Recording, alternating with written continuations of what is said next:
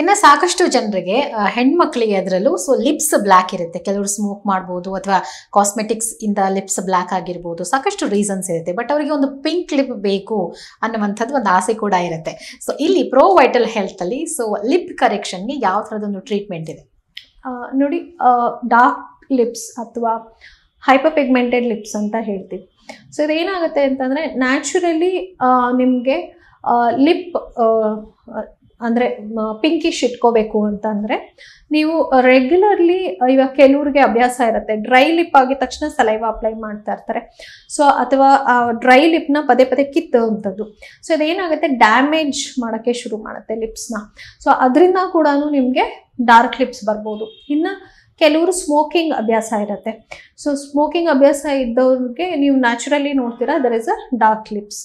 ಇನ್ನು ಕೆಲವರು products usage ಅಂದರೆ ನೀವು ಲಿಪ್ ಬಾಮ್ ಇರ್ಬೋದು ಅಥವಾ ಲಿಪ್ಸ್ಟಿಕ್ಸ್ ಇರ್ಬೋದು, ಇದನ್ನ ನೀವು ಕೆಲವು ಒಳ್ಳೆ ಕ್ವಾಲಿಟಿ ಅಂಥದ್ದು ಯೂಸ್ ಮಾಡ್ತು ಅಂತಂದರೆ ಈ ಥರ ಆಗೋದಿಲ್ಲ. ಬಟ್ ಏನಾದರೂ ರೆಗ್ಯುಲರ್ ಯೂಸೇಜ್ ಆಫ್ ಕೆಮಿಕಲ್ಸ್ ಇರ್ಬೋದು ಅಥವಾ ಹೈ ಪ್ರಾಡಕ್ಟ್ ಯೂಸೇಜ್ ಇರ್ಬೋದು, ಆ ಥರ ಮಾಡಿದಾಗ ಏನಾಗುತ್ತೆ, ಪಿಂಕ್ ಇರೋ ಲಿಪ್ಸ್ ನಿಮಗೆ ಡಾರ್ಕ್ ಆಗೋಕ್ಕೆ ಶುರು ಆಗ್ತಾ ಹೋಗುತ್ತೆ.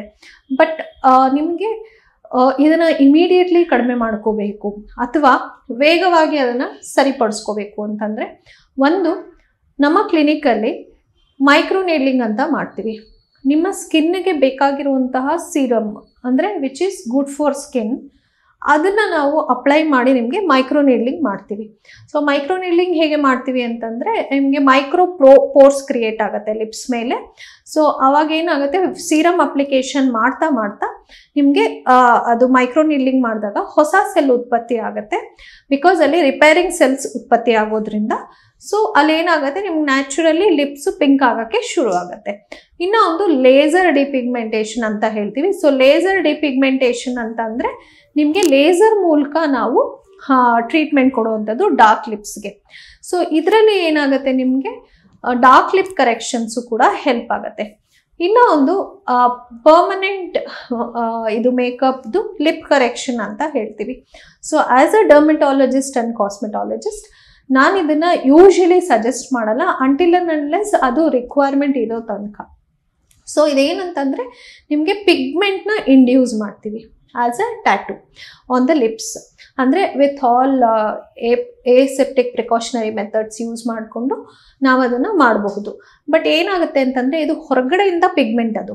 ಸೊ ಅದನ್ನು ನಾವು ಇಂಡ್ಯೂಸ್ ಮಾಡುವಂಥದ್ದು. ಸೊ ಎಷ್ಟೊಂದು ಜನಕ್ಕೆ ಅದು ಮಿತ್ ಇದೆ, ಅಂದರೆ ಅದನ್ನ ಒಂದ್ಸತಿ ಮಾಡಿಸ್ಬಿಟ್ರೆ ಇನ್ನು ಲೈಫ್ ಲಾಂಗ್ ಮಾಡಿಸೋದೇ ಬೇಡ ಅಂತ. ಬಟ್ ಇದು ಡೆಫಿನೆಟ್ಲಿ ಆ ಥರ ಅಲ್ಲ. ಬಿಕಾಸ್ ನಿಮಗೆ ಲಿಪ್ ಸ್ಕಿನ್ನು ಸೆನ್ಸಿಟಿವ್ ಇರುತ್ತೆ, ಜೊತೆಗೆ ಅದು ಲೇಯರ್ ಬೈ ಲೇಯರ್ ಪ್ರತಿ ಸತಿ ಫಾರ್ಮೇಷನ್ ಆಗೋದ್ರಿಂದ ನೀವು ಆ ಪಿಗ್ಮೆಂಟೇಷನ್ ಮಾಡಿಸಿದ್ರು ಕೂಡ ಲಿಪ್ ಕರೆಕ್ಷನ್ನು ನಿಮ್ಮ ಮಿನಿಮಮ್ 6 months to 1 year ಅಷ್ಟೇ ನಿಮಗೆ ಇರುವಂಥದ್ದು. ಸೊ ಪರ್ಮನೆಂಟ್ ಅಂತ ನಿಮಗೆ ಎಕ್ಸ್ಪೆಕ್ಟ್ ಮಾಡೋಕ್ಕಾಗಲ್ಲ. ಸೊ ಆ್ಯಸ್ ಅ ಡರ್ಮಟಾಲಜಿಸ್ಟ್ ನಿಮಗೆ ಮೈಕ್ರೋ ನೀಡ್ಲಿಂಗ್ ಮಾಡಿಸೋದು ಉತ್ತಮ, ಜೊತೆಗೆ ಲಿಪ್ ಕರೆಕ್ಷನ್ ಲೇಸರ್ ಥ್ರೂ ಮಾಡಿಸೋದು ಉತ್ತಮ ಅಂತ ಹೇಳ್ಬಹುದು. ಇವಾಗ ಸ್ಕಿನ್ ಬ್ಲ್ಯಾಕ್ ಇದೆ, ಟ್ರೀಟ್ಮೆಂಟ್ ಜೊತೆಗೆ so lip care daily routine ಹೇಗಿರಬೇಕು, ಹೇಗೆ ನಾವು ಲಿಪ್ಪನ್ನು ಬ್ಲ್ಯಾಕ್ ಆಗದೇ ಇರೋ ರೀತಿ ಯಾವಾಗಲೂ ಪಿಂಕಿಶ್ ಥರ ಇಟ್ಕೋಬೇಕು ಅಂದರೆ ಹೇಗೆ ಕೇರ್ ಮಾಡಬೇಕು? ನೋಡಿ, ಲಿಪ್ಸಿಗೆ ಯೂಶ್ವಲಿ ನಾವು ನ್ಯಾಚುರಲಿ ನಿಮ್ಮ ಮಾಯ್ಶ್ಚರ್ನ ಮೇಂಟೈನ್ ಮಾಡಬೇಕು. ಮತ್ತು ಪದೇ ಪದೇ ಸಲೈವ ಅಪ್ಲೈ ಮಾಡುವಂಥದ್ದು ಇರ್ಬೋದು, ಅಥವಾ ಡ್ರೈ ಲಿಪ್ ಇದ್ದಾಗ ಕೀಳಬಾರ್ದು ಅದನ್ನು. ಅಂದರೆ ಲಿಪ್ಸ್ನ ನೀವು ಡ್ರೈ ತುಂಬ ಆಗಿ ಚಾಪ್ ಲಿಪ್ಸ್ ಅಂತ ಹೇಳ್ತೀವಿ, ಅಂದರೆ ಕಟ್ ಆಗ್ತಾ ಇರುತ್ತೆ. ಸೊ ಅಂಥದನ್ನು ನೀವು ಪೀಲ್ ಮಾಡ್ತಾ ಇರಬಾರ್ದು. ಪದೇ ಪದೇ ಪೀಲ್ ಮಾಡಿದಂಗೂ ಏನಾಗುತ್ತೆ, ಓವರ್ ಸೆನ್ಸಿಟಿವ್ ಆಗುತ್ತೆ ಮತ್ತು ಸ್ಕಿನ್ ಡ್ಯಾಮೇಜ್ ಆಗುತ್ತೆ.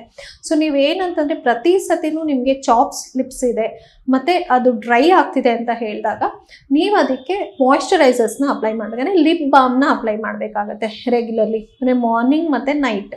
ಸೊ ಇದು ನ್ಯಾಚುರಲ್ ಮಾಯ್ಶ್ಚರ್ನ ಮೇಂಟೈನ್ ಮಾಡ್ಕೊಳ್ಳೋದಕ್ಕೆ. ಜೊತೆಗೆ ನೀವು ಇವಾಗ SPF ಇರೋವಂಥದ್ದೇ ಲಿಪ್ ಬಾಮ್ಸ್ ಬರ್ತಾ ಇದೆ. ಸೊ ನೀವು ತುಂಬ ಹಾರ್ಶ್ ಸನ್ ರೇಸ್ ಹೊರಗಡೆ ಹೋಗ್ತಿದ್ದೀರಾ ಅಂತ ಹೇಳಿದಾಗ ಈ ಥರ ಲಿಪ್ ಬಾಮ್ಸ್ನ ನೀವು ಯೂಸ್ ಮಾಡ್ಬೋದು. ಆ್ಯಂಡ್ ನ್ಯಾಚುರಲಿ ಮನೆಯಲ್ಲೇ ನಿಮಗೆ ಅಕಸ್ಮಾತ್ ಅಂದರೆ ಓವರ್ ಸ್ಕ್ರಬ್ಬಿಂಗ್ ಅಂತ ನಾವು ಹೇಳ್ತೀವಿ. ಕೆಲವರು ಏನು ಮಾಡ್ತಾರೆ, ಲಿಪ್ಸ್ಗೂ ಕೂಡ ಓವರ್ ಸ್ಕ್ರಬ್ಬಿಂಗ್ ಮಾಡ್ತಾರೆ.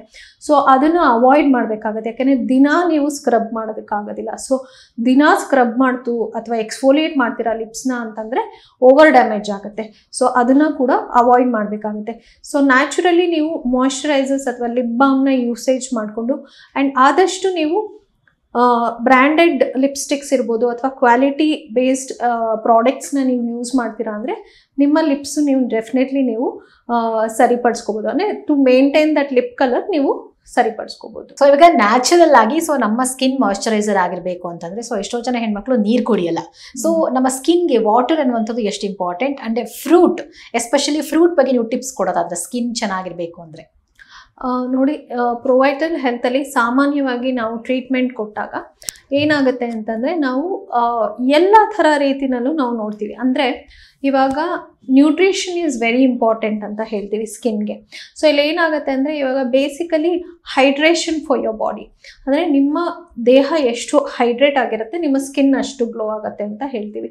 ಅದರ ಜೊತೆಗೆ ನಿಮ್ಮ ಡಯಟ್ ಕೂಡ ಬ್ಯಾಲೆನ್ಸ್ಡ್ ಇರಬೇಕು. ಸೊ ಡಯಟ್ ಅಂದರೆ ನೀವು ಹಣ್ಣುಗಳು, ತರಕಾರಿಗಳು ಮತ್ತು ಬ್ಯಾಲೆನ್ಸ್ಡ್ ಡಯಟ್ ಅಂತ ಹೇಳ್ತೀವಿ. ಅಂದರೆ ಪ್ರೋಟೀನ್, ಫ್ಯಾಟ್, ಮಿನರಲ್ಸ್ ಮತ್ತು ಕಾರ್ಬೋಹೈಡ್ರೇಟ್ಸ್ ಬ್ಯಾಲೆನ್ಸ್ಡ್ ಆಗಿತ್ತು ಅಂದರೆ ನಿಮ್ಮ ಸ್ಕಿನ್ ಮೇಂಟೈನ್ ಆಗುತ್ತೆ ಅಂತ ಹೇಳ್ಬಿಟ್ಟು.